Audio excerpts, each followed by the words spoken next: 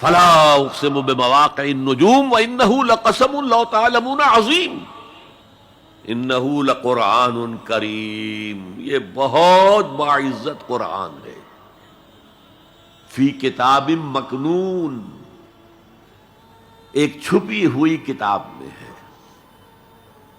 لا یمسہ الا المطہرون، اسے چھو ہی نہیں سکتے مگر انتہائی پاک ہستیاں۔ اس کے کیا معنی ہے؟ پہلی بات تو ہمیں معلوم ہو گئی، مراد فرشتے ہیں، بے ایدی سفرۃ کرام بررہ، اسی کی شرح ہو رہی ہے نا۔ اسی سے ایک فقہی مسئلہ نکالا گیا کہ بغیر وضو کے ہاتھ نہ لگاؤ، لیکن اس کا اصل مفہوم کیا ہے وہ سمجھیے۔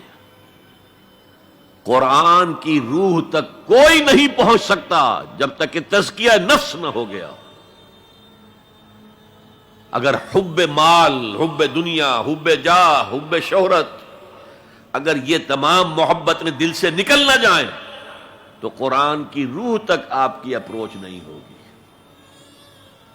مولانا روم نے کہا ہے، اگرچہ ذرا میں سمجھتا ہوں کہ انہوں نے بہت سخت الفاظ استعمال کیے ہیں، ماز قرآن مغزہا برداشتے استخاں پیش سگاں انداختے، ہم نے قرآن سے اس کا مغز لے لیا ہے، جو ایسنس ہے وہ کھینچ لیا ہے، ہڈی کا گودا جو ہے وہ ہم نے نکال لیا ہے، ہڈیاں ہم نے پھینک دی ہیں کتوں کے سامنے جو لڑ رہے ہیں۔ علم کلام کا مسئلہ ہے صفات حق حق سے جدا یا عین ذات، قرآن مخلوق ہے یا نہیں ہے، غیر مخلوق، اور بڑے بڑے ہو رہے ہیں اس کے اوپر، یہ کتے لڑ رہے ہیں ان ہڈیوں کے اوپر۔ ہم نے اس میں سے اصل شے نکال لی، وہ کیا ہے؟ اللہ کی محبت، اللہ کی معرفت، یہ ہے اصل شے۔ ماذ قرآن مغزہ برداشتے استخاں پیش سگاں انداختے۔ تو جب تک انسان کا باطن پاک نہ ہو جائے وہ قرآن کے چھلکوں سے کھیلتا رہے گا، چاہے وہ کہنے کو مفسر ہو، قرآن کے باطن تک کبھی نہیں پہنچے گا۔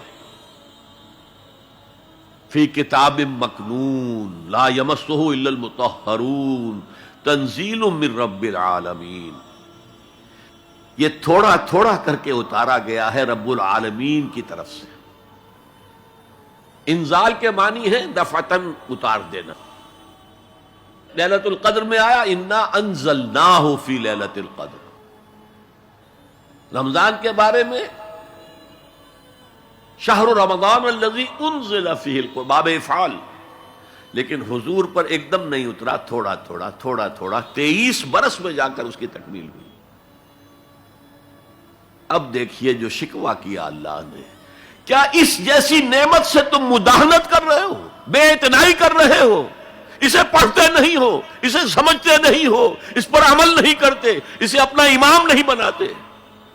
تمہارا طرز عمل یہ ہے، بلکہ تم نے اپنا نصیب یہ بنا لیا ہے کہ تم اسے جھٹلا رہے ہو۔ غور کیجئے، جھٹلانا جو ہے دو طرح کا ہے، ایک ہے زبان سے کہنا کہ یہ نہیں ہے، کوئی اللہ کا کلام نہیں ہے، یہ قرآن وغیرہ جھوٹ، سب اساطیر الاولین ہیں، یہ محمد نے گھڑ لیا ہے وغیرہ وغیرہ، جھٹلانا ہو گیا۔ ایک جھٹلانا ہے عمل سے جھٹلانا، مان تو لیا اللہ کا کلام ہے لیکن اس کی حرام کردہ شے کو اپنے لیے حلال کیا ہوا۔ حدیث نبوی ہے ما آمن بالقرآن من استحل محارمہ، اس شخص کا قرآن پر کوئی ایمان نہیں ہے جو اس کی حرام کردہ چیز کو اپنے لیے حلال ٹھہرا لے۔ اس اعتبار سے غور کیجئے، اور اس کی مثال بھی دی ہوئی ہے سورہ جمعہ میں،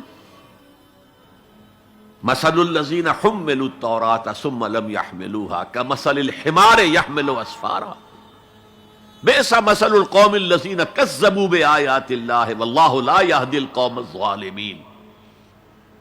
مثال ان لوگوں کی جو حامل تورات بنائے گئے تھے اور پھر انہوں نے اس کی ذمہ داری کو ادا نہیں کیا، اسے قائم نہیں کیا، اس کے احکام پر عمل نہیں کیا۔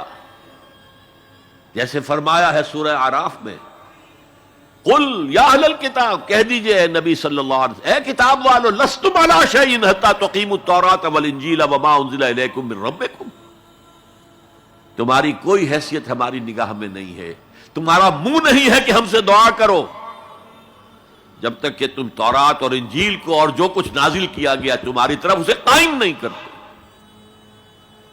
آج اللہ ہماری دعائیں نہیں سنتا، 30 لاکھ جا کر حج کرتے ہیں، دنیا کے حالات میں کوئی ذرہ برابر فرق آتا ہے؟ اول تو حرام کی کمائی سے حج ہو رہا ہے، تو حج ہے ہی نہیں سرے سے، جو کچھ کرتے گئے تھے سودی کاروبار وہی آ کر دوبارہ شروع کر دیا، سرکاری ملازم تو جو رشوت پہلے لے رہے تھے اس کے بعد آ کر شروع کر دی۔ یہ کیا ہے؟ یہ تکذیب بالعمل ہے، جھٹلانا ہے۔ تم نے اپنا نصیب یہ بنا لیا ہے کہ تم قرآن کو جھٹلا رہے ہو، جیسے کہ انہوں نے جھٹلایا تھا۔ مثل الذین حملوا التوراۃ ثم لم يحملوها كمثل الحمار يحمل اسفارا، ان کی مثال ان گدھوں کی سی ہے جن پر کتابوں کا بوجھ لاد دیا گیا۔ مکالمات فلاطوں، گٹھڑی باندھ کر گدھے کے اوپر رکھ دیجئے تو کیا وہ واقعی منطقی اور فلسفی بن جائے گا؟ یہ مثال اللہ دے رہا ہے۔ اور یہ مثال کیوں دی گئی ہے؟ اس آئینے میں ہمیں ہماری تصویر دکھائی گئی ہے۔ تم اگر قرآن کا حق ادا نہیں کر رہے تو تمہاری مثال وہی ہے جو یہود کی تھی۔ بئس مثل القوم الذین کذبوا بآیات اللہ، بری مثال ہے اس قوم کی جس نے اللہ کی آیات کو جھٹلایا۔ تو زبان سے تو یہودیوں نے کبھی نہیں جھٹلایا تورات کو، عمل سے جھٹلایا ہے۔ هي الحلقات تحفظني بآيات من القرآن، هي الحلقات تملأني بحب المصطفى العدنان.